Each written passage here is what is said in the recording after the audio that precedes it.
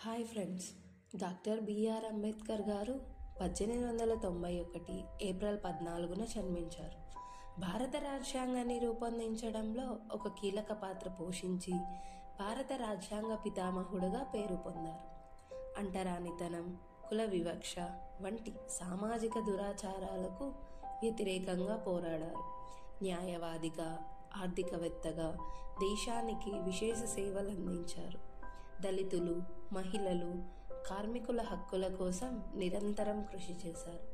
ప్రపంచంలో అత్యంత ప్రభావశీలురైన మేధావులలో ఒకరిగా గుర్తింపు పొందారు. లండన్ విశ్వవిద్యాలయంలో తన పిహెచ్డిని చాలా తక్కువ సమయంలో పూర్తి చేశారు. సమాజ స్వాప్నికుడు, దళిత బహుజన వర్గాల ఆశజ్యోతి, రాజ్యాంగ నిర్మాత, భారతరత్న డాక్టర్ బిఆర్ అంబేద్కర్ గారి వర్ధంతి సందర్భంగా ఇదే మా నమస్సుమాంజలి తెలియజేస్తూ మీ విద్యార్థి ఫౌండేషన్. Thank you.